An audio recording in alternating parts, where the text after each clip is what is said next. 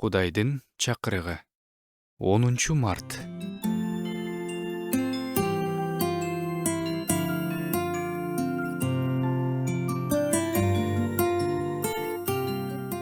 Силерге өлгөндөрдү чакыргандарга, сыйкырчыларга, күбүрөп, шыбырагандарга жана ичинен сүйлөгөндөргө кайрылгыла дешкенде, силер эл өз Кудайына кайрылууга тийиш эмеспи?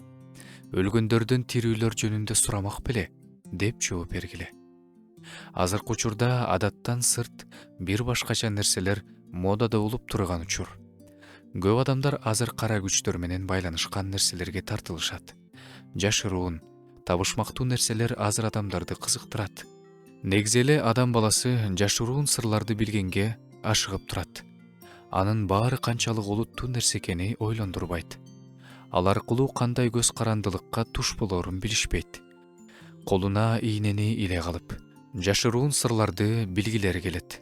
Гороскоптор, рухтарды чакыруунун бир канча түрүн өздөштүрүп алышкан. Азыр көп адамдар жашоодон, адамдардан көңүлдөрү калган.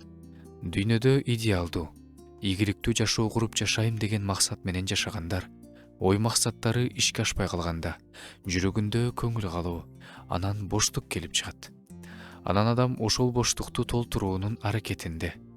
Кыскасын айтканда, талкыланган максаттар адамды башка дүйнөгө, караңгылыктын дүйнөсүнө тартат. Ал жактан тез жардам күтүшөт. Ошондой абалда адам тирүү Кудайды издеп калышы керек эле.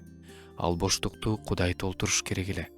Кудайды тандыбаган адам сөзсүз башка күчтөрдөн жардам издейт. Анан ошол кара күчтөрдүн бийлигинин астында калат. Өкүнүчтүүсү, көпчүлүк буга жеңил ой мамиле кылышат. Бирок Кудай сөз аркылуу эскертет. Жардам издеп караңгы күчтөргө чуркашыбызды Кудай каалабайт. Шайтандын куулугун, адамдарды Кудайдан алыстатып кеткиси келгенин Кудай жакшы билет. Шайтан талкалап, чырмап, байлап кул кылгысы келет. Ал эми Кудайдын каалоосу таптакыр башка. Ал бизди эркин кылгысы келет. Шайтандан көз каранды болбой, Кудайдан көз каранды болуп жашаган туура жана жакшы. Көп маани бербей, кара күчтөрдүн дүйнөсүнө кирип алган адамдардын жашоосу тозокко айланганына күбө болгонбуз.